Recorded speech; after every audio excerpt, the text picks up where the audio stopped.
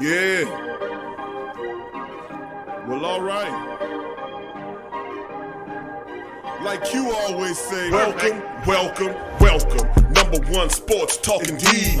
We ain't like the Falcons, we won't blow the lead. Look, all we talk is who that, who got cut and who back. Rookies and the vets, players you should look at. It's the sports coma, you don't wanna miss it. Got the pre-game party, post-game statistics. Get a visit from Sway, maybe DC or 5. It's the hottest thing smoking, Big Q and the guys. Go to YouTube Live, make sure you subscribe. Interviews inside the Saints locker room high. Talk to Drew, Jordan, Zach, Peyton, New Orleans, who that nation? Best believe when I say we bleed gold and black. Ain't a miracle or rivalry could ever hold us back. No, Beastquake, Bounty Gate, let the truth be told. It's the sports coma, all we know is say Super Bowl. Yeah. You're listening to the Sports Coma with Big Q and the guys on the PRO Media Network. Who that? To the black and gold nation, man. We in this thing. Sports Coma is going down. Great Saint Think Tank. We're in this thing. Much love to the fam, and like I've been saying for some time now, welcome, welcome, welcome. You're now rocking with the Sports Coma with Big Q and the guys, where we have intense, entertaining, educating, and enlightening sport talk from your favorite sports family. I'm Big Q. I'm in the building. Much love to the fam. Appreciate you guys for being here for this late edition of the Thursday stream entitled Saints Retain Pete Carmichael Jr. as the OC. I guess somebody had an idea change, huh? They decided to do it. Various other reports said that Pete Carmichael turned it down. He had a change of heart and decided to kind of stop the process as the Saints were bringing in guys, all type of people, guys with no experience, guys with experience. When he got Jay Gruden up in here, he's like, you know what? Let me stop these shenanigans. I'm the OC. I'll be the OC. But you got to make sure now that you got my back. Oh, don't worry about it, Pete. We got you, brother. We got you. All right.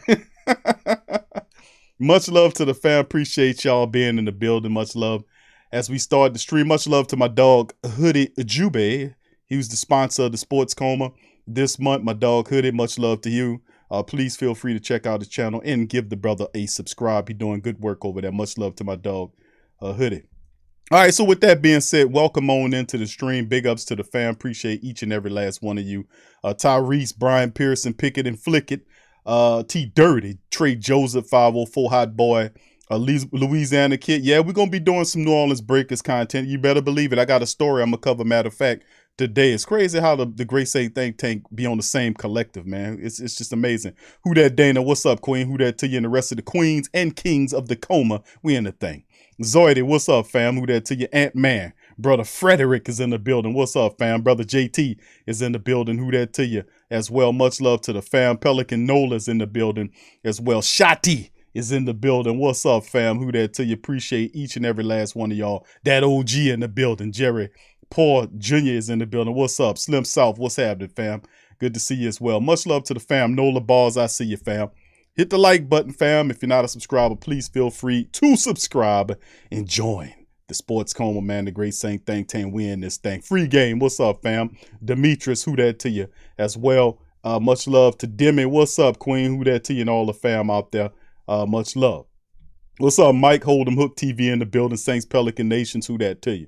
So in this one, fam, I'm not going to... Should I say the words? Should I say the words? Should I say the words, fam? I'm not going to hold y'all be as pissed as me as football people on Super Bowl Sunday. Think y'all can sneak into church early Sunday morning, get a sermon, and sneak out before the game starts? An all-star break on a Sunday. Yeah, man, I get in here, get the word, man, and then get out just enough time, man, so I catch that all-star game. Then that old preacher start talking. Y'all be pissed off. Man, the preacher trying to save your soul. Trust me, he don't care about that game, man. Much love to the fam. What's up, Colorado? Who that to you? Charles, brother Charles in the building. Snake biting the rest of the fam. What's up, Yen? Who that to you, fam? Appreciate each and every last one of y'all for being here. So we're going to get to it. We're going to cover some items on this one, man. We quite a few interesting stories, man. The show should run about an hour, no more than that. And of course, we'll have it. What's up, Derek? Who that to you, fam? And of course, tomorrow we'll do our longer show, 2 longer shows. Matter of fact, the Pelican post-game report will be later on tomorrow. We'll recap tonight's matchup where the Pelicans fell just short of the loss against the Mavericks. It was a feisty game. The Pelicans went down. They came back, tried to get in that thing, and it didn't work. But we'll be Friday night. It's already set up. You go to Pelican, the Pelican post-game report and catch that one. It'll be at 9 o'clock tomorrow. And, of course, we'll open up the phone lines, have Pelican discussion, man. The Pelican post-game report is the you-know-what. It is the you-know-what, and it's all because of the flock, man. And, of course, the Sports Cone will be coming at you as well. We'll open up the phone lines tomorrow, as we usually do on our Friday streams. Hoodie, thank you for your super chat, fam. Says, with Pete back as OC, I really feel so much better. Yes, indeed. And really feel confident we're going to re-sign Jameis Winston. Now, I hope you're right on that, man. As we talked about with Cam, and I had that interview that I was going to play about 5 days ago when Cam was on First Take with Stephen A. Smith, and Cam was talking, and Stephen A. Smith challenged him on it. And at least I can respect Stephen A. Smith with his boisterous, I was about to say something, but at least he did challenge Cam's thought process on that. And then Cam kind of went further into it. And I'm pretty sure most of you guys heard that as he is backing first Jameis Winston while recruiting other quarterbacks if Jameis doesn't stay. But listen, either way, I don't know. I know he wants to win, but either way, I'm like, I hear you on that, Cam. Like, he wants to win. That's the bottom line, man. Laura, who that to you, fam? What's up, Kim? Who that to you as well? Much love to the kings and queens of the Coma. I appreciate y'all. Brian said, I thought we wasn't coming on tonight. The Patreon stream was yesterday, fam. Well, not yesterday. When was it? Wednesday? Yeah, it was Wednesday. We put out the stream and people didn't get the link in time. I don't know what was up with that. But anyway, we're going to try it again, and I'm reach out to support on Patreon and see what we can do about it. But there are other shows like TSC Unleashed. We got a show coming out on TSC Unleashed, and that's not just sports. We cover entertainment on that too. We'll be doing that one, firing up that this week as well. And of course, On Q with Big Q. Got a new show coming out with some heavyweight information. It's been about a couple of weeks since we did the last stream, but that On Q with Big Q coming out with some heavy stuff. I got doctors that's going to be on there talking about some stuff. And most of this stuff you can't even hear nowhere because it's just locked down. But I got it for you on that one there. So join the patreon.com/the Pro Media Network. That's where you can get those shows that I spoke about. You can get the On Q with the TSC Q&A live, which is through you can get that through our YouTube membership family and Patreon, but those other shows exclusively to the Patreon platform. Anyway, let's get into the show. Much love to the fam. I appreciate you guys for being here. 504 Hot Boy, Derek Cropper, all you guys. I see you there. Appreciate you. What's up, Seth? Who that to you? And brother JT, much love to you. So with that being said, fam, let's dig into some of these first stories here.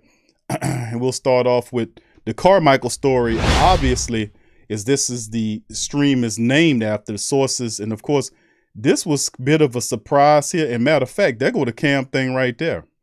There it is right there. I'll play that after we read this article right here, but that's a snippet, about 59 seconds of Cam talking about. I don't know if that's the part where he mentions it. But anyway, New Orleans Saints retaining Pete Carmichael Jr. as offensive coordinator under new head coach Dennis Allen. This was originally the plan. And then, according to various articles by very credible people, not just some guys outside the building, but people close to the team, was saying that Carmichael did not want the OC job. He did not want it. Maybe perhaps he was kind of talked into it. Let's get into the article by Mike Triplett. New Orleans Saints will retain longtime offensive coordinator Pete Carmichael Jr. under new head coach Dennis Allen, sources confirmed to ESPN on Wednesday. The news was first reported by the NFL Network. Now, it does, with him being named the OC, it does kill whatever love or connection that most people wanted to see Eric Bieniemy as the OC. Maybe the Saints fork out some more dough. That is slam put.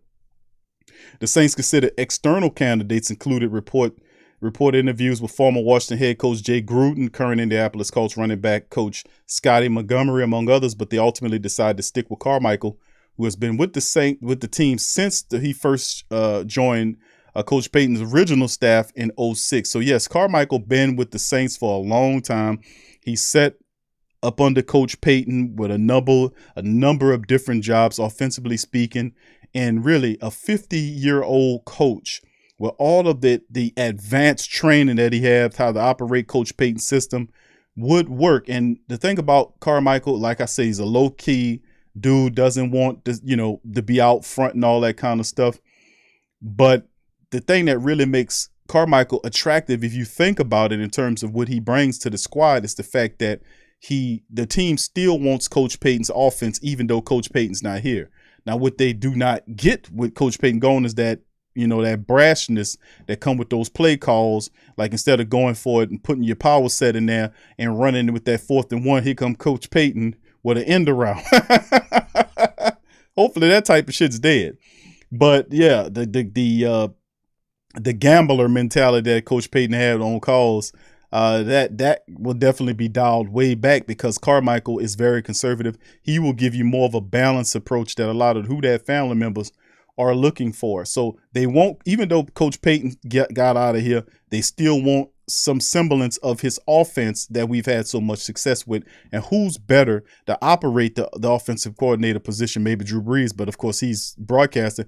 But Carmichael, who's 50, was promoted to the coordinator in 2009 and called plays in the 2011, 2012, and 2016 season. He was instrumental in designing and developing the Saints' prolific offense alongside of Coach Payton and Drew Brees. He also was, and this is just me talking, he was really good at going to Kinko's and putting together those extremely, really colorful Waffle House menus that Coach Payton likes to cover his face up with. And also, he also coached early in Brees' career with the Chargers, so you can see that connection. That the Saints have not yet announced their choice to replace Allen as the defensive coordinator. That should be coming soon, according to words on the street. Defensive line coach, assistant head coach Ryan Nielsen, and secondary coach Chris Richard. In my opinion, Chris Richard should be the dude. The Saints are very high on Ryan Nielsen, as far as where he goes. But he's ready to be a defensive coordinator. He's never done it before, but he has a lot of respect to those guys on the defense. It wouldn't be a stretch for me to see Dennis Allen grab Ryan Nielsen as the coordinator, or as opposed to Chris Richard, which listen, I loved Ryan Nielsen's intensity, his passion, but the better resume is with Chris Richard, the architect of the Legion of Boom. We'll see how it all goes going down the pike, because they did interview now linebackers coach Mike Wilhoit, who was here before, and Detroit's Lions defensive back coach, passing game coordinator Aubrey Pleasant. I'm about to say Peasant. Allen and Saints general manager Mickey Loomis both made it clear after Payton decided to step away from coaching that they weren't looking to overhaul the team. Yeah, he did say that. And that has the NFL's second best regular season record over the past 5 seasons. And Allen said he doesn't, quote, see the offense being run too dissimilarly from what we've been able to do in the past, end quote, outside of some possible tweaks. What's the possible tweaks? Running the ball more. Running that ball more. Here's one of the quotes right here. Quote, I think that was one of the unique things about this job, is that this was not a broken job. This is a job that has a foundation and a culture of winning that's already been built, end quote. Allen said during the introductory news conference, though he insisted he plans to put his, quote, own spin, end quote, on things, end quote. I want to take the lessons that I've learned. I want to build upon these lessons, and I want to create my own legacy here with the New Orleans Saints, end quote, along with Coach Payton's offense and yada, yada, yada. Really, this is like putting the team in autopilot, fam, for real. All you have to do is, and I know it sounds simple, but you're going to have to look at your team really, really under a microscope, especially the offensive side of it. The offensive side of the Saints team needs, because we did this on the Q&A, the TSC Q&A. We looked at the offensive players that are left, and then I asked the family members, looking at the depth charts when I had it on screen, what we have there, is that enough to take you to the, and obviously people's like, hell no. However, the Saints do need to find ways to revive an offense that finished 28th in the NFL in total yards and dead last in passing in 2021, much of which can be attributed to a barrage of injuries to Jameis Winston, All-Pro wide receiver Michael Thomas, All-Pro offensive tackles Teron Armstead, and Ryan Big Check Ramczyk. They've already begun making some changes to the offensive coaching staff, including last week's hire of former Buffalo Bill and Jacksonville Jaguar head coach Doug Marrone as the offensive line coach. Marrone previously worked with Allen and Carmichael as another member of Peyton's original staff from 2006 to 2008, serving as the Saints' then offensive coordinator and offensive line coach. New Orleans will also have to choose the right quarterback this offseason, which Allen acknowledged is, quote, the most important decision you'll make, end quote, which is true. Now, Winston is certainly a leading candidate to return to the role in 2022, but he is unsigned. He's unsigned free agent.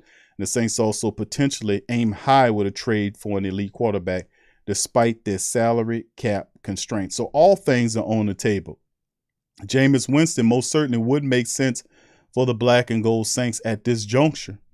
We'll just have to wait and see if that's indeed the case. Now, for a little sidebar, let me play this. Y'all let me know if y'all can hear this. Put one in the chat if y'all can hear this. If not, we'll move on to the next story. We'll come back to it later.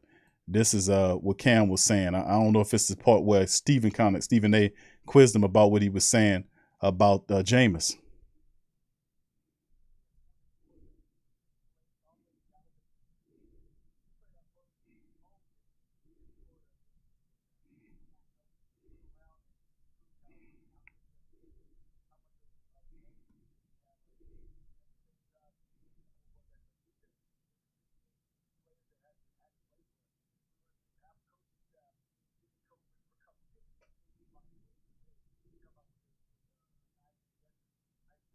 Okay, Fabulous saying they can't hear it.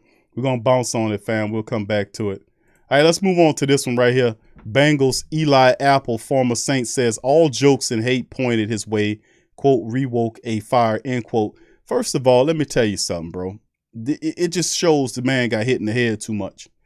And usually, it's just ridiculous. All the jokes and hate pointed his way. Bro, you live in a universe where you get what you give. Nobody wasn't even worrying about you until you start talking reckless about the family base, their city, and their food. You talked about how dirty the city was, how it stinked. You also talked about how the food is bad and it's awful and it's giving people brain damage. And this had nothing to do with anything. But all of a sudden, it's about you flipping to that victim bullshit. Excuse my French. All right, Cincinnati Bengals cornerback Eli Apple has been a hot topic on social media since he struggled during his team's loss to the Rams, and becoming the target of jokes and criticism. This is by NOLA.com's Patrick McGee. Before he ever took the field at SoFi Stadium on Sunday, he had already been receiving plenty of heat with Saints favor. It wasn't just the Saints people, it was other people too, leading the way following his comments that criticized Saints and Giants fans. The former defensive back for the Saints also called New Orleans the dirtiest city in the Twitter ring. And really, there was no need to do that. What you thought was going to happen, dude? Seriously. Apple was fairly subdued during his preparations for the Super Bowl, but he took to Instagram on Thursday to respond to criticism he's been receiving from all corners of the NFL, including current and former players.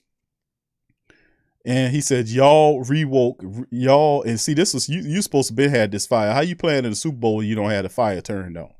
Y'all reawoke a fire in me that will only make me stronger, and I'm beyond excited to unleash the demon. Again, what's up with these guys using demon references? Again, to exponential levels on any op that lines up across me from the next season. You might not even get a job next year. Apple said at the end of his statement on Instagram, with the comments about New Orleans and his performance in the Super Bowl, Apple has unleashed a social media hate fest that hasn't slowed down much since he first posted around on Twitter. And here he goes. New Orleans is the dirtiest, smelliest city. It has the worst food ever. You have the worst. That's right. You got the dirtiest, not only this dirtiest, but the smelliest city, and has the worst food ever. So let me get this straight from Eli Apple.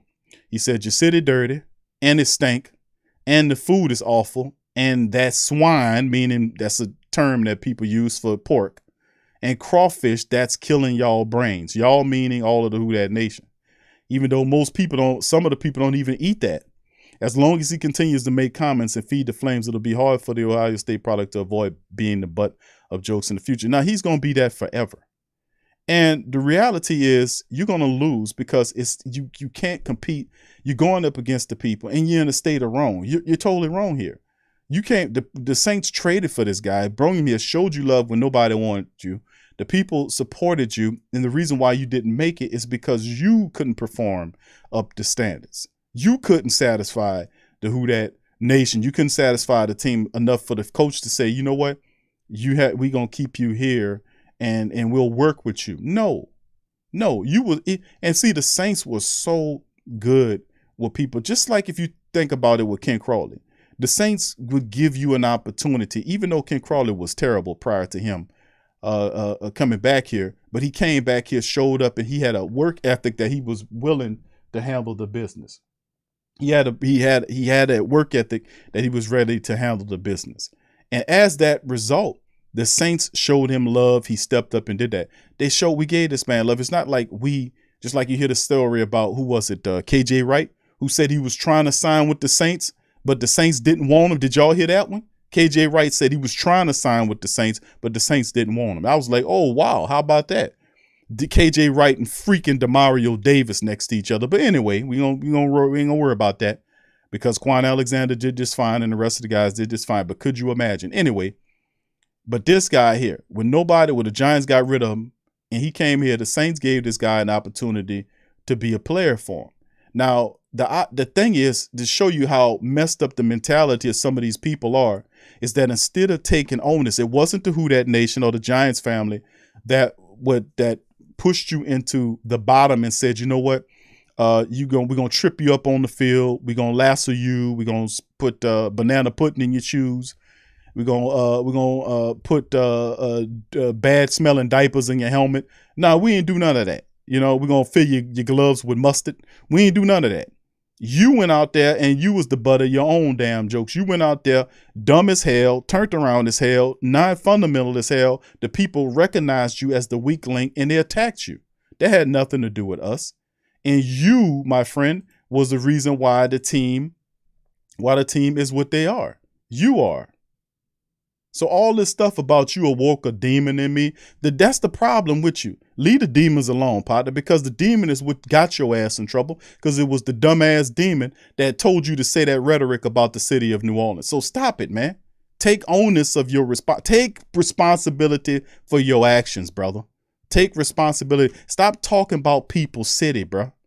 I mean, stop talking about People's City. And when people, and I can understand you mad at them because they didn't give you an opportunity, but don't sit up here and pretend like the Who Dat Nation ain't show you no love. And that now you the victim because people coming at you when you were the one that incited the whole damn thing. See, just these people crazy, man. I told you they crazy as hell. Anyway, let's move on to the next story right here. And this one coming from Yahoo Sports, the saying Chiefs Chris Lammons turns himself in after alleged Las Vegas assault with Alvin Kamara. Now, Kansas City cornerback Chris Lammons turned himself in to authorities and appeared in the Las Vegas court on Thursday after he was charged in connection with an incident in the city early this month with New Orleans Saints running back Alvin Kamara. Give me just a second, fam. Let me give some, hold on here. All right. Thank you, KT, for your super chat, brother. KT says, bump that clown. His uncle is cool, though. Okay. Thank you, KT. Appreciate you in the super chat, bro. All right. Lammons, whatever how you pronounce it, was charged with battery resulting in substantial bodily harm and conspiracy to commit battery. Conspiracy to commit, he battered the hell out the man. What you mean conspiracy? There ain't no conspiracy about it. Per the Las Vegas Review-Journal, he did not enter a plea. His attorney said he posted a $5,000 bail. He's due in court again on March the 16th. Now, Lammons, Kamara, and two others have been charged in the February 6th incident in which they allegedly beat a man unconscious. They tried to turn the man into wine. They were stumping on him, trying to convert a human into wine. That's what's going on at Dre's nightclub inside the Cromwell Hotel on the Las Vegas Strip. Two other men, per the report, were arrested on Monday. The alleged victim sustained multiple injuries, including a fractured orbital bone. The alleged victim said he met Kamara's party at an elevator. He says, this is what his account is. The alleged victim sustained, hold on. He said he met Kamara's party at an elevator at the club around 6:30 a.m. That day before he was pushed and then beaten, Kamara reportedly told police that the alleged victim called one of his friends ugly before the scuffle began. The man said he was pushed and then punched by a man at Kamara's party, and then Kamara reportedly joined others in beating the alleged victim. The man was stumped 23 times and punched 9 more before he was left unconscious, police said. Security broke up the fight before escorting Kamara's group out of the club. It's unclear what role Lammons had in the altercation. Police said they have security surveillance footage that backs up the victim's claims, though it has not been made public, and it won't until the time comes. Now, Kamara was arrested at the Pro Bowl, which was played at the Allegiant Stadium. I hope I pronounced that correct. Stadium just off the strip, and police said they and the NFL knew hours before the game that Kamara was a suspect. Now, Lammons, who's 26, just finished his third season in the NFL and second with the Chiefs. He appeared in 12 games last season, mostly on special teams, and 6 total tackles and 1 fumble recovery. So this is Mr. Chris Lammons, and that was a lemon move right there, to be honest with you, because we talked about this before, and you just have to understand that they got people out there that are willing to be, to take the beating for the money. And this gentleman, according to several accounts, instigated because he was talking, trying to holler at the girl that was Alvin Kamara's lady, who was with these other guys. And he was trying to talk to him, and I guess they wasn't having it. So he called the other guy ugly, and he in his account, he astutely does not mention or omits the fact that he called him, that he said that he'll whoop that man's ass. That's what he said in several other reports what the alleged victim was talking about. So a scuffle broke out. None of them guys got hurt except for the wine man who owns the winery now, because he could buy several of them now. He about to get super paid. And like I said before, the dude, this was a whole little game that they ran, a little setup on him. And like I said, I went and checked the dude's social media, man. And he on there talking big snap because he got the camera footage. It was a whole game. I wouldn't be surprised if they went and did some background on this dude and find that he has other encounters, not with other people, but like scammy type behaviors going on. That guy probably have a rap sheet long as my arm. You do some research on him, and you'll be able to find a lot of stuff out on this guy. And I'm pretty sure that's what Alvin Kamara's lawyers are going to do. The defense is going to be, they're going to try to set up a situation like this dude is a scam artist, or he's somebody. They're going to go look. They're already digging into his background, his criminal record. I'm telling you, they're going to mount a defense saying this guy targeted Kamara. He's a young man, he's a multimillionaire, and all of that kind of guy.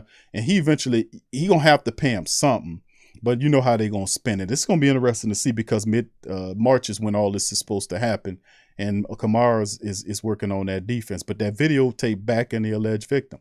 Anyway, let's move on to the next article. This is from our good friends at the Saints News Network. Mr. John Hendricks says Michael Thomas references Kobe Bryant demon mode. Here come another demon reference on Instagram. Michael Thomas was sorely missed from the Saints offense last year, and all signs are pointing to a strong comeback season in 2022. Michael Thomas is he's going to be an important part of what the Saints try to do in 2022, and he made an interesting Instagram post Tuesday. Thomas removed all his posts on Instagram, and now has one remaining that's entitled 2022, and it's demon mode. So, of course, he tunes into the demon mode the commentary of Kobe Bryant stepping into and getting into that mindset, that in the zone mentality where he takes over. The video hones in on something that late Kobe Bryant said about his work ethic. I'm relentless. I want to win, and want to win by any means necessary. And that's when that demon comes out. The demon comes out. It's very weird how these words, you know what I'm saying? There's been a lot of talk about to say, why got to be a demon? Why don't that angel come out? You know what I'm saying? Why got to be a demon? I'm just asking. Thomas Away said, there's been a lot of talk about the Saints trading Thomas away since last year's fiasco with the surgery and setbacks, but all those fences were mended. We got further confirmation from the NFL Network's Ian Rappaport just a few days ago that the team wasn't going to trade him, which is a smart move. He's been in communication with the team, and he's one of the players around when Sean Payton held his press conference to announce that he was stepping down. Even during the season, Thomas was spotted around the facility. Everything that's been heard has been positive, and most of it centers around Thomas being hungry and ready to get back into the mix. It even looks like things are smooth between him and CD Deuce. The Saints offense desperately need him in the lineup, and the next quarterback for the team will rely heavily on him. While we still wait who that may be, what offense coordinator, which this is written prior to the Carmichael situation, and Thomas will certainly provide a huge shot in the arm for New Orleans, and they should get even more weapons to help. Yes, so absolutely. About dealing with the whole situation with with Michael Thomas. It was a smart move to keep Michael Thomas because of all the flux in the Saints offense, seriously speaking. Teron Armstead, chances are you're going to lose Teron Armstead. You move Ryan Ramczyk to the blindside tackle position, you got to get a right tackle. Is that Andrews Pete? Is that Landon Young? Is it a guy that they draft? Or maybe it's a, we'll see. But it's a combination of thereof. And of course, you have to answers about it. Andrews Pete, is he healthy? Is he ready to go? I'm pretty sure they're going to rework his money. How about Cesar Ruiz? Does Ruiz stay at guard, or do you make him to center? Are you happy with him? Or, it's stuff around the offensive line that needs to be fixed. Every room, including the quarterback room, running back room, wide receiver room, tight end room, offensive line, and depth on the offensive line, all those rooms and depth, they need help all across the board, offensively speaking, especially with the previous article stipulating about Alvin Kamara, and chances are it could be 6 to 8 games, I'm hearing. But you got a commissioner that hates you, so don't be surprised if it be a little bit more than that. So with that being said, that's the bad news. The good news is it happened in a time frame which you could prepare for it. So moving forward, a lot of help needs to be gotten on the Saints offense. Is a positive sign that they keep Carmichael as the OC, finally steps up, takes the job, because it does levelize things to a degree. It gives you a concept of what kind of offense you're going to run, basically, as opposed to bringing somebody else in here. And you got to teach all this shit over and again. Getting Carmichael here basically keeps things relatively the same. It helps with the learning process of the players here to keep doing this. It's a smart move, in my opinion. Anyway, let's keep it moving to the next article. And this is coming from the Canal Street Chronicles, Mr. Dunnels. He said, another day, another quarterback. Saints grab yet another different franchise QB in Todd McShay's latest mock draft. So let's delve into another day, another mock. Another quarterback sent to the Saints in the first round of the 2022 NFL Draft. McShay recently put out his first round mock for ESPN, and the Saints grabbed the franchise quarterback with the 18th overall selection. And a name many who that nation have hoped the Saints will consider is Mr. Matt Corral from Ole Miss. Now, Corral, despite a big contract, Taysom isn't the Saints' answer at quarterback. Nope. Will they resign Jameis Winston? They should. But we'll see. Could they find a way to make a big improvement via the trade? Now, you see Cam Jordan out pushing the narrative so that he can, want a big quarterback. Because a big quarterback, or I guess you could say one of the top 3 that they're looking at, and we all know who they are. If you get one of those guys, it raises the level of success for your team. Now, of course, Jameis, in my opinion, in his 3rd year in the Saints offense, and remember, it's pretty much the same. It stays pretty much the same. You might change a few things here or there, but his progression should, follow into Carmichael's administration. So could they find a way to make a big improvement via trade? It's possible. New coach Dennis Allen would exhaust all options under center, though the team's perpetual salary cap concerns could limit them over 60, and some have it between $55 to $71 million pitfall for the Saints. New Orleans tied Carolina for a league-low 58.1% completion percentage in 21, and after 187.4 passing yards per game was last in the NFL. Corral has a live arm, will lead receivers in extra yardage, and can tuck and run when he's a phenomenal athlete. He gave the LSU Tigers defense all it can handle. He had a really good season for Ole Miss last year, and you knew when Corral first stepped on the scene, it was this little old dude, and he had like 400 yards rushing against the Tigers. And I think that was his first start or something like that. The kid's phenomenal, and he developed in Lane Kiffin's system. And if he's the guy, and that's what a lot of people would like to see Corral as the guy, because he has that athletic, and he's not a bad quarterback too. He's not a bad quarterback. If you look, and here goes some highlights here of him right here. So anyway, he's tough in the pocket, but has brought some durability concerns that will need to be evaluated. Corral hurt his ankle in Ole Miss bowl game. So, yeah, he's quite the athlete. Pittsburgh's quarterback, Kenny Pickett, is largely seen to be number 1 quarterback in this year's class. He went 11th overall to the Commodores. I would have said the Washington Commodores, but it's the Commanders. I would have liked the Commodores better. What y'all think, fam? The Washington Commodores. I would have liked that. You know what I'm saying? And then you would have Lionel Richie as a mascot, and he'd be singing at the Nah, you know what? Second thought, the Commanders are better. Knowing that the New Orleans Saints will likely grab one of the top quarterbacks left with the 18th pick, McShay predicts the Steelers jump ahead of the Saints to grab their preference of quarterback with the 17th overall pick. In this mock, the Steelers jump to the 17th pick with the Chargers to select Liberty's quarterback Malik Willis, a player who has shot up many draft boards after a strong senior board performance. Not mad at Willis. Those are 3 quarterbacks selected in the first round. For those curious, there were still plenty of wide receivers available for the Saints in the mock draft. Arkansas's Trey Burks, a lot of people love. He went to the Eagles in this mock draft. Ohio State's Chris Olave went to 22nd to the Raiders. Alabama Jamison Williams went to 27 to the Bucks, and Penn State's Dotson, 30 overall to the Chiefs, were all there for the taking. All right, thank you. Donald said, "What's up, Big Q?" So the Saints gave Pete more money. I don't know if it was money or not. We're going to probably hear from Carmichael down the line about what made it, why he decided to do that, because the Saints were already into looking for the offensive coordinator, talking to everybody. And Pete Carmichael, I don't know if Dennis Allen went to him and said, "Come on, Pete, man, we're doing all this due diligence to find these people. Could you just take the job?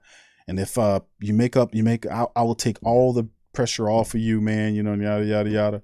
Who knows if it was more money? I don't think Carmichael wanted more money. You know, at first, that's what the reports were saying, that he didn't want the OC job. I don't know if he was talked into it or whatever, but we'll figure that out once they start doing the interviews and people can be able to ask Carmichael about that, because that'll be coming sooner or later. All right, and then, of course, the final article, have a look at the new uniforms revealed by your USFL New Orleans Breakers. Now, remember, the Breakers was from the USFL. This was years ago, to the old school throwbacks out there with the Breakers, man. But guess what? The Breakers are back, and they'll be playing this year. So this is the uniform of your Los Angeles Breakers. And yep, they had their helmet. It was a little different, but those are the colors of the Breakers. That's the helmet right there.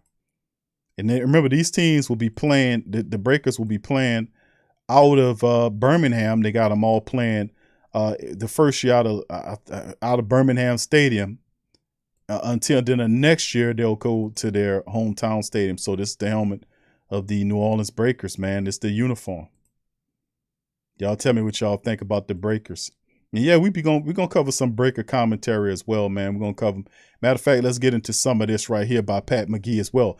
USFL released images Thursday of the new uniforms for the New Orleans Breakers, who have been revived as a part of the league's reboot set for this spring. Now, all the USFL games will be played this year in Birmingham at the new protective stadium at Legion Field. The plan is to move the teams to their own markets the following year, but there's a chance multiple teams may remain in Birmingham next season. Now, former Southern Miss and North Carolina head coach Larry Fedora has been hired to be the Breakers coach. His staff has yet to be announced. And like you're saying, this is some of the Breakers commentary here. And you can see right here, you know, them putting on and showing you some of the uniforms and showing you the wave and New Orleans Breakers, man.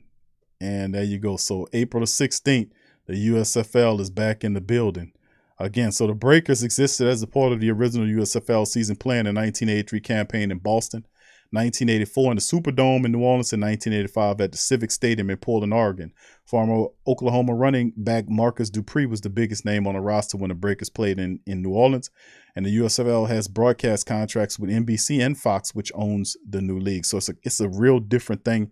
NBC is now a part of it. Fox, and they both combine, two rival syndicate platforms combined to create their own league. And then it was at one time where you had the XFL, which is owned by The Rock and several other partners, was supposed to merge with the USFL. There were talks for them to do that, but they couldn't work it out.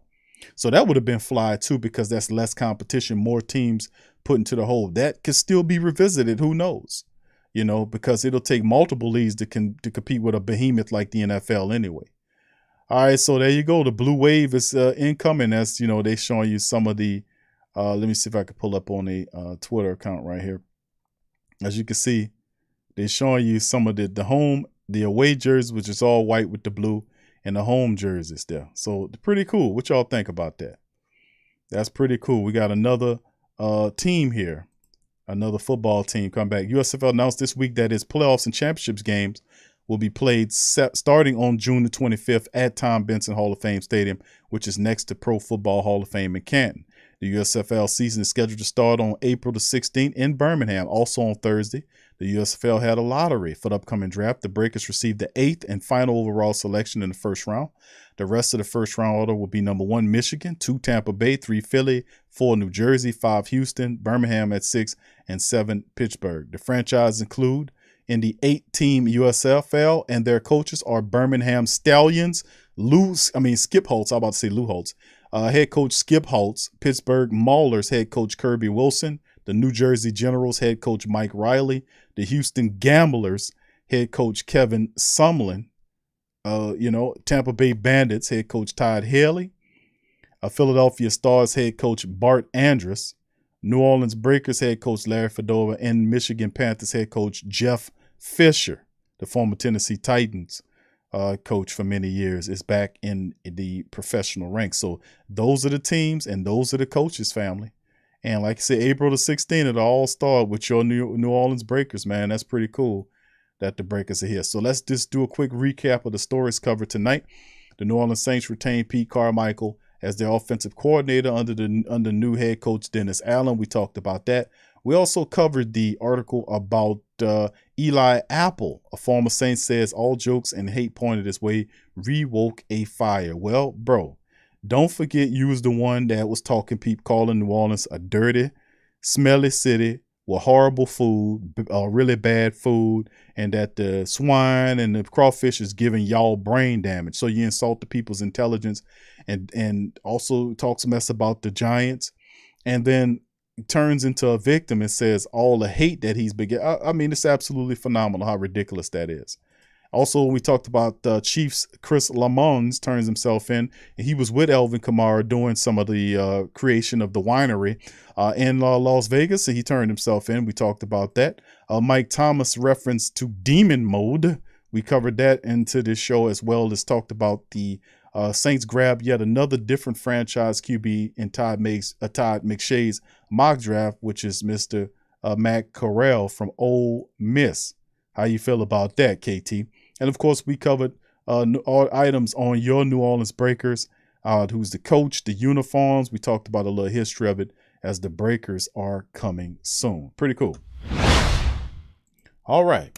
That was pretty cool, and that was a lot going on, wasn't it, fam? Please feel free to hit the like button, family. Hit the hell out the like button as well. So it's pretty good. Pretty good seeing that the New Orleans Breakers, man. Yes, and we will be covering some Breakers commentary here, no doubt about it, man. It's our New Orleans club, man, and anytime you get New Orleans pro football, you got to step up to the plate, fam. You got to step up. All right, fam, so we got about 15, maybe 16 minutes left. We're going to go to about an hour, and then we're going to shut it down here. It's about 15 more minutes, and I'm going to got to cut it off, baby. I got to cut it. All right, so anyway, let's get some comments in from the family members up in this thing as well. All right, once again, thank the family members for the super chat as well. Appreciate y'all, man, for being in the stream. Much love to the fam as well. All right, fam, let me read a couple of y'all commentaries, man, in this one. All right, let me see. Demi says Winston will need a lot of weapons and protection for sure. Yeah, I agree with you, Demi. Absolutely. You're absolutely right on that, because the way I see it is, if you take a look at the offensive line, I'm not completely like last year. That the Saints have talent on the offensive line, but the mentality wasn't there. You know what I mean? The kick your behind, you dominating mentality the Saints had, offensively speaking, was not there. It wasn't present. Not consistently. It was games where it wasn't. If it was like, if the line would have had that mentality against the Carolina Panthers, I think that the first time we matched them, it would have been a different effect. And then throughout, the season, you would see it pop up here or there. I was like, damn, what is this all about here? What is going on here? But anyway, hopefully we can kind of get back to that once Big Check gets healthy again. He'll be the new leader of the Saints offensive line. And the Saints are really good at finding offensive linemen to put there. So we just have to kind of add to it, fix some of see what we're going to do with Andrus. If Andrus can stay healthy. The Cesar Ruiz thing is the biggest question outside of the right tackle. Who's going to be the right tackle position when the blind side move comes? Because Teron Armstead is obviously going to hit the free agency list. I mean, his market value, according to Sport Track, is $20+ million annually. So we'll see if that happens or not. And they got a lot of people that's still looking for a bookend blindside tackle. When he's healthy, Teron Armstead will be an asset to your squad. Devin, who that to your fam, said watch the football team sound better than the damn Commanders. Yeah, I think they just happened to get any old name, man. I was shooting for the Commodores. That's what I wanted. You can get the Commodores, man, you know. But see, that guy didn't want to pay. See, they had a guy, the Red Wolves. And KT mentioned that the Red Wolves or the Wolf Pack would have been better. But see, they had a guy, a businessman, ran up and what he did was he copy protected those names. And Snyder would have to go to the guy and pay whatever price he wanted for those names, and he did not want to do that. So he just pulled the Commanders out of his rear side and did it. I would have done, I know he didn't want to use the Washington Generals. That probably would have been the best ones right there. The Washington Generals, but that sounds too much like the Harlem Globetrotters Generals they used to beat on and used to throw the ball between their legs and dump on them and spin them around in the circle and all that. That sounds too much to that, I guess. But the Commanders is kind of a lame name to me. I'm not a Washington person, but whether your name is the Commanders or the little log cabins, the Saints going to beat the snot out you every time. So much love to the Washington log cabins or whatever their damn name is, the Pepsi bottles. We're going to handle our business against y'all. Anyway, let's keep it moving. Gundam says, what's up, Gundam? Says, Matt Corral, nice arm, accurate in the pocket, quick release. But Smart Money says, Jameis Winston. I would love to have Jameis back. I want to have Jameis back, no doubt about it. We'll see where it goes if Carmichael wants to operate with Jameis. It makes all the sense if you following the continuity model, which is why Dennis Allen is your head coach because of continuity, which is why Pete Carmichael finally is your offensive coordinator because of continuity, meaning they don't want to have any breakages and what the Saints have been doing over the last 10+ years here. So if it's continuity, then you expect that to still continue along with Jameis Winston being a quarterback again, and that wouldn't be a bad fit because he wouldn't come extremely expensive, and you just have to be able to get some offensive linemen up there. You got to give him some weapons with the wide receivers. You got to give some help at the running back room because Kamara going to be out for at least half your season. And then, it's other things as well. But yes, the Saints need help in every room. We got a lot of draft picks. We're going to bring some undrafted guys in here. And it's going to be interesting because the onus is on the offensive side of the football. We got some questions defensively, but boy, the offense is definitely somewhere they need to focus their attention to, no doubt about it. All right. Yeah, TJ Scottzilla says the same thing, man. He says Saints need more weapons. All right. Eric said, I think Pete got the phone call from Sean. Yeah, man, what you doing, man? You gonna take the job? Yeah, but coach, if they start getting mad, they're gonna talk about me. Oh, don't worry about it. You know what I'm saying? Just let Dennis handle the smoke. Okay, I could do that. So, I mean, that's what it probably. But anyway, Carmichael's the dude, man. Well, let's see what's going on. Wayne says, I'm looking forward to watching the New Orleans Breakers. I am too, Wayne Brownlow. Who that to you, fam?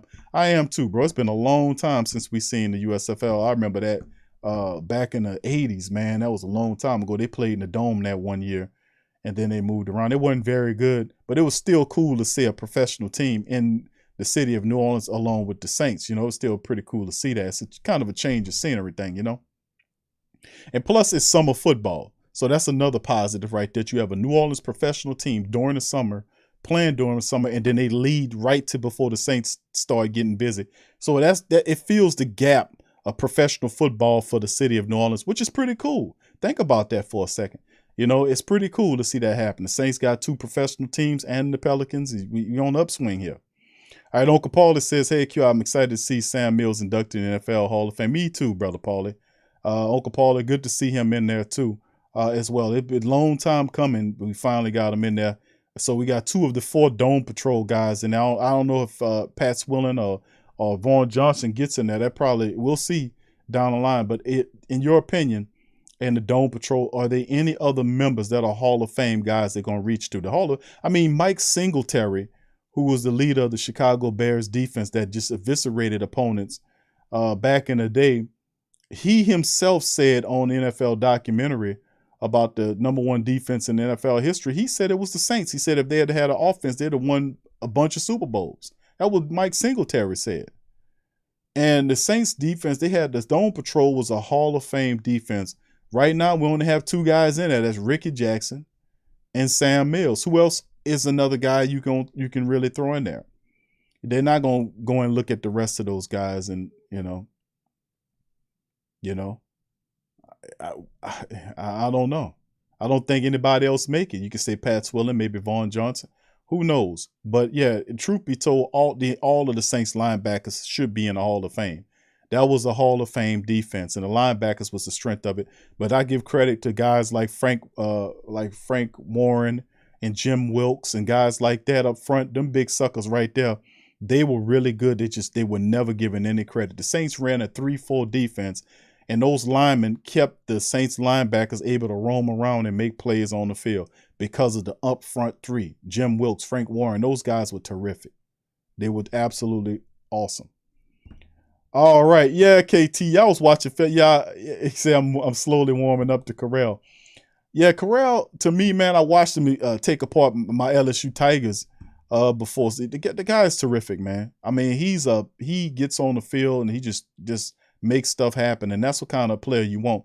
Lightning in the bottle. He's a dual threat. He can throw the ball and he start running on you. Ain't nothing you can do about it. I mean, he's phenomenal, and you would like, down the line to have a quarterback that's a dual threat guy that gives the defensive fits where they got to, donate a spy to stay in front of him, and that's one less guy that could be out there covering your wide receivers, tight ends, and running backs, and so on and so forth. You know what I mean? All right, let me see what else for that. Yeah, let's see. Robert says, I like the Washington Water. Yeah. The Washington Whataburgers. Yeah, that's what they need to do. Yeah, the Whataburgers. Hell, they got the same colors. The color scheme is the same. It got the W on there. You could just put a little line on there. The Washington Whataburgers. You know what I'm saying? The Washington Whataburgers, man. That's what I'm talking about. The Whataburgers. That'll work. What's up, Ramsey? Who that to you, fam? Said Mike Thomas better watch out with messing with them demons. The worst version of Mike might come out. There you go. All right, Big Sean, what's up, fam? Said with Dennis Allen as head coach, I tell you one thing, our defense will stay intact. Offensively, that's what a question mark says. And credit to Hoodie, because Hoodie said that. He made the comment the other day. What's up, Muse, baby? He said he made the comment the other day about Dennis Allen is the head coach, so Marcus Williams stays. I was like, you know what? That makes sense. All right, yeah, but offensively speaking, man, the offense, if you really look at the Saints offense family, the entire Who Dat Nation, if y'all really go and look at the Saints offense, go and pull up, and I'm gonna do it tomorrow, matter of fact. Tomorrow I'm gonna do a show, I'm gonna pull up the offensive depth chart is what you got right now, and I'm gonna show it to you. Then I'm gonna show you the cap figures. We did that on TSC Q&A Live a couple of days ago, yesterday. Well, I put all that on the screen. I showed you your current depth chart. I showed you the guys that's not going to be that are free agents right now, and the restricted and exclusive restricted free agents. Showed all that. Showed the money. Then we had a little table. We went in to try to break it down. And yeah, you're gonna have to work some jelly to get that money down, because right now it's listed at $50 million, but it's really higher than that. It's they got a position because different NFL economic sites are reporting it differently. Like some have it at it's listed in, according to what I'm seeing, between those economic sites, between $50 to $70 million that the Saints will have to come down. So yeah, some dead money on there and all that kind of stuff. But yeah, with all that, and that's the second straight year that the Saints knew that. They knew they were going to be faced. The big, the big fact that you're in the red right now is not a surprise to anybody. Remember, we had these conversations right after the end of the year. Well, previously, really, you could say going before the year when we went up in there and lost to Tampa Bay in the Superdome with 4 turnovers and that bull crap. That year, before that year started, if you can go back in the show's archives and you could play me sitting in with the Great Saint Think Tank talking about what happens after this year. We was going into the following year. Y'all put one in the chat if y'all remember that. We talked about that year, which was that same year the Saints lost to the Tampa Bay Buccaneers in the playoffs. And then we talked about the next year, which was, this year that we're currently in. And the fact that the Saints have to go through 2 seasons of what they would term salary cap hell before the third year you come out smelling like a rose. So that was all a part of the whole breakdown, was that we knew going into it that first we had to get $100 million down, and then the next year was going to be 50 plus million, whatever it was. And then each time you was going to lose veterans. Like last year, you lost a buttload of veterans, and that you had to keep it simple. You didn't want to put too much. You see what I'm saying? So, I mean, they had to play little monetary moves and stuff like that. Only problem is you have a certain amount of contracts that you're going to have to draw from to get that 50 plus million underneath to the black again, to get your books in the black again. And you got until March the 16th to do it, which would put that right at just over a month's time, just under a month's time for the Saints to start working their jelly. So right now, between February, what today is, February the 17th, well, it's about to change in a few minutes to the 18th. But anyway, you got till now until March the 16th to get that underneath, to get your books in the black again, out of the red. So, I mean, we knew this going into it. We look all the ones there. We talked about this ad nauseum about, yeah, we got this. And then because the Saints sold out for the Super Bowl the year they lost to Tampa Bay. That's why they put all that money up. They was pushing all their chips to the table, and they failed. They crapped out.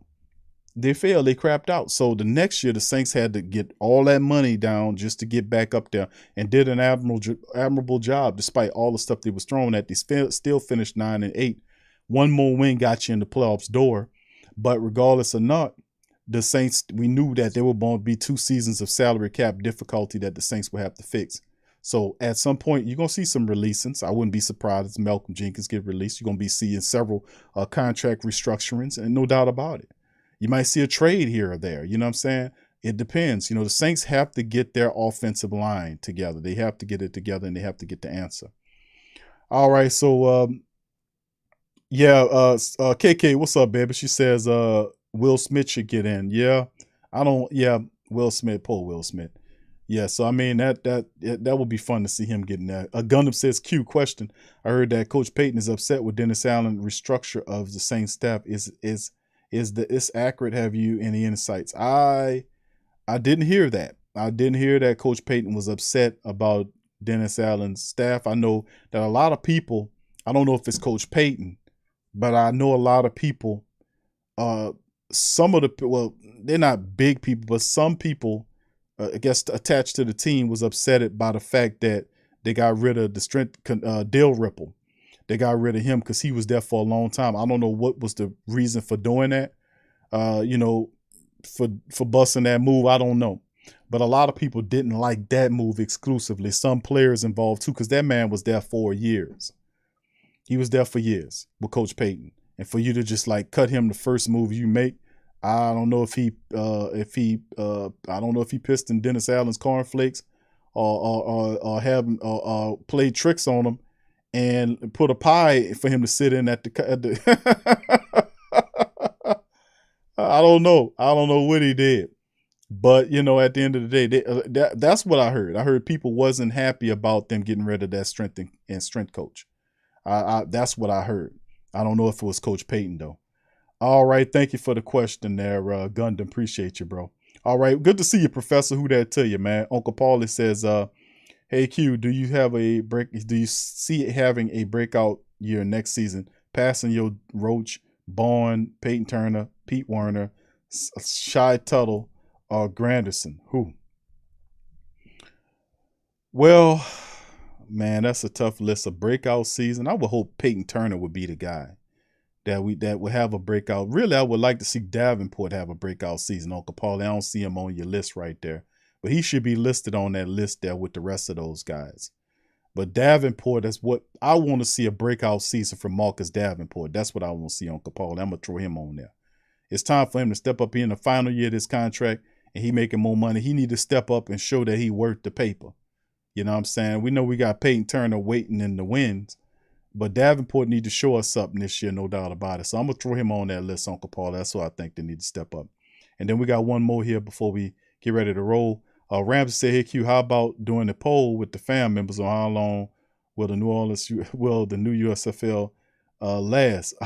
I say 2 years because NFL don't like competition. Well, I don't think, no, they don't. And most monopolistic giant succubuses don't like competition. They want to sit up there and eat all the fish by themselves. They don't want to share with another squid.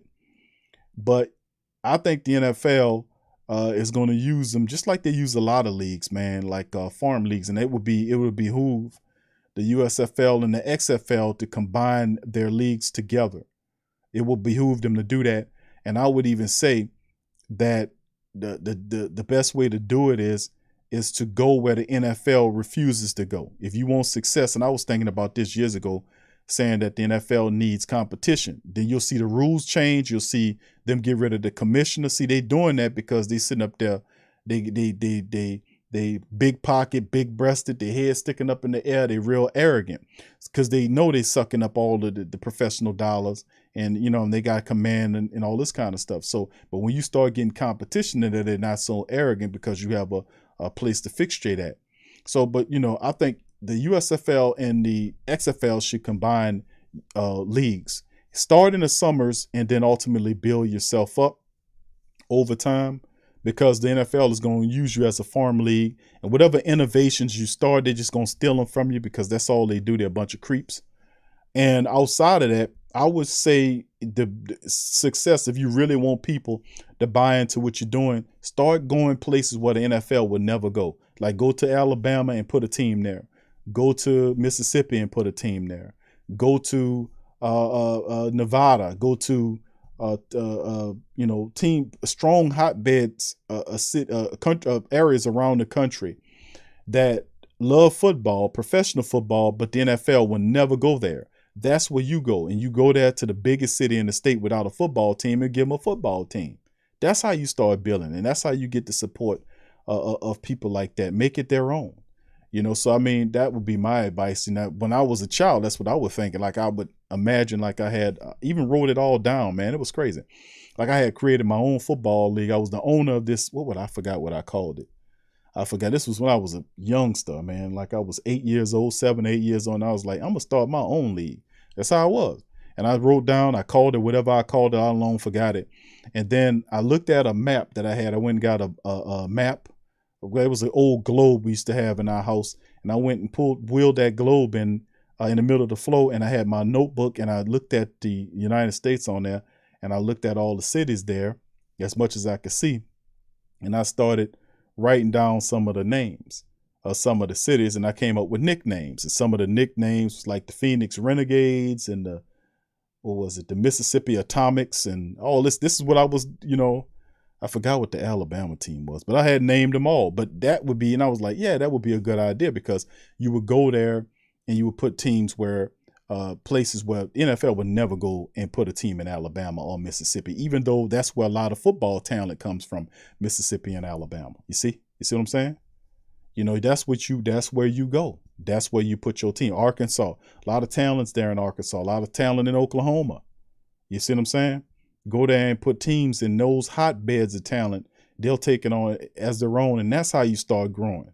That's how you grow with the arrogant, big-headed NFL refuses to go those places because they so hell-bent and greedy over a dollar that they're trying to stick two teams in the same market like they do with the Jets and the Giants and the Raiders. I mean, not the Raiders, the Rams and the Chargers.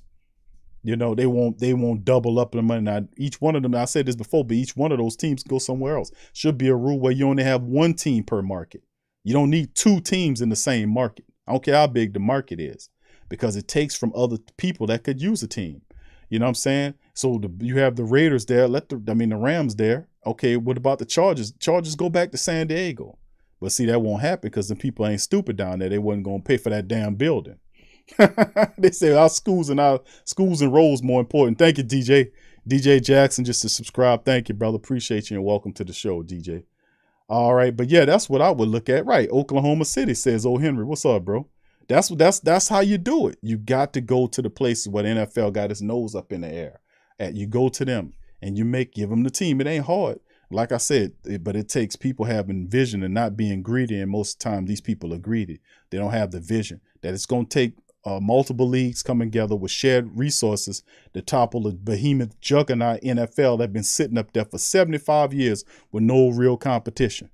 So for real, they have all kind of congressional power. They shut down investigations. Like the Saints thing showed me one thing about the NFL. I don't know too many teams that took on the NFL like the Saints family members did. They had all kind of lawsuits on the NFL about that no call. It woke up a lot of stuff. And at the federal level, they had it all that batted down. But they had one dude from Mandeville lawsuit was able to get that because he had it right before the monetary threshold. And he was able to go. I think he might have been bought off or something. But he had an opportunity to really, his lawsuit could have taken it far, and you could have had the books open up on what kind of operation you're running over there. Because a real commissioner would see what happened to the Saints as an injustice and would have simply replayed the game in between where you have the Super Bowl and other game, instead of disappeared for 7 days and don't reappear the day before the Super Bowl and refuse to take questions on why are you going to replay the game or not, and then tell a lame ass excuse that we can't afford to play the game. NFL got more money than the NFL. They damn sure ain't paying no taxes. They totally tax exempt. They're getting all the money. Most of the teams' concessions and the utilities are paid for by the family basis. So what you talking about it'll be too expensive? Absolute boulder dash, man. In this new thinking world, people will be critical thinkers. They won't get away with that stuff. But anyway, listen. Yeah, Big Sean said he need an NFL team in Baton Rouge that can play out of Tiger Stadium. See? So, I mean, yeah, it'll be cool. Davenport 20 sacks Hall of Famer says, oh, see, here we go. Pete Carmichael, Jameis QB1, let's go. Big Q. Offensive line, wide receiver at 18 and other at 50. He says, I'm leaning O-line at 18. Jameis with O-line is better than Bucks Jameis with wide receivers. Yes, indeed. It's a part of it with the Alvin Kamara thing really throws because you're looking at it, you're saying, if, Jameis Winston, Alvin Kamara, Michael Thomas, because that was the vision. Kamara won't be there initially. He'll miss some games because of this. We'd be lucky if he does like 3 or 4 games. I'll be like, man, they took Kamara away for a month. I'll be like, damn, okay, he got away with 1. But I'm thinking like double that. And if you're dealing with Goodell, it might, don't be surprised if he takes you away for a year. I wouldn't be surprised either way with that guy. Yeah. So KK says San Antonio. Yeah, that San Antonio would be a beautiful place to have a team, San Jose is a good place. See, these are great suggestions. San Jose, these are people that love football, professional football. Yep, look, Eric says they can go to San Antonio, St. Louis, San Diego. All these teams had markets before, but they, like San Diego, they left because the people they was trying to hog tie the people. They wanted them to pay for this big stadium that the owners are going to make all this money off, and the people ain't going to get none of the money from. You want us to pay for this building? We're not going to get nothing from it, dude. Not only when we pay for it when it gets built, but you're going to want us to pay a large percentage of the utilities. What kind of bullshit is this? What you doing? Well, that's how everybody else stuff is going. You need to be happy you're going to have football. Nah, man, you can take that team and get your ass up out of here. We're going to take that money and spend it on our roads. We're going to take that money on and spend it where it belongs, on the people, not on your smelly ass, who a billionaire twice over, want me to pay for all your stuff. And then they going to call these people out here welfare people. I tell you, some of the worst people in the world is the corporate welfare people. But they don't get none of the smoke for all of the free money that they get from the taxpayers. Like I said, it pays to know about economics. It really does. One more question, fam, then we're going to be out. Ramsey says, hey, Q, do you think Tom Brady will be back in the league in a couple of years? Tom Brady, the word on the streets, Tom Brady he looking at locations where he want to play. Even though he retired, now it's rumblings behind the scene that he, in the right situation, he will come back and play. He still wants to play. Remember, he did say he want to play till he's 50. I thought that was a joke, but it appears to be not a joke. It appears to be that he really wants to do that. So anything is possible with Tom Brady. He just don't know when to say no, man, But thank you for that, Ramsey. All right, fam, that'll do it for the show. I appreciate y'all for chiming in, man. Much love to the fam. Please feel free to hit the like button. Please feel free to subscribe like DJ Jackson subscribed today. Welcome to the fam, DJ. As well, and hit the notification buttons as well. Listen, family, I will return a Friday We'll start the stream, probably about maybe 6 o'clock tomorrow. And then, of course, we'll have the Pelican Post Game Report at 9 o'clock on the Pelican Post Game Report channel on YouTube if you're a Pelican person. Thank you very much. Please feel free to join me and DC over there and the rest of the flock as we're going to talk about the game tonight. The scrappy effort by the Pelicans coming from behind. It fell short against Luka Doncic, man. Put on a clinic against the Pels. The credit to the Pels. They fought back and, came close, but just ran out of time. Simply couldn't get enough stops. And then we'll have a recap of the season thus far. We'll open up the phone lines and we'll talk about Pelicans. We'll talk about it all. So we'll be back tomorrow on the Sports Coma. We'll open the phone lines on this show as well for you guys to give your thoughts, and we'll talk some more Saints. It'll be about 6 o'clock. Davenport, 20 sacks Hall of Famer. I sure hope so, man. I sure hope he do that shit.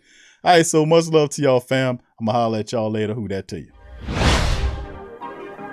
Yeah. Well, all right. Like you always say, welcome, welcome, welcome. Number one sports talking D.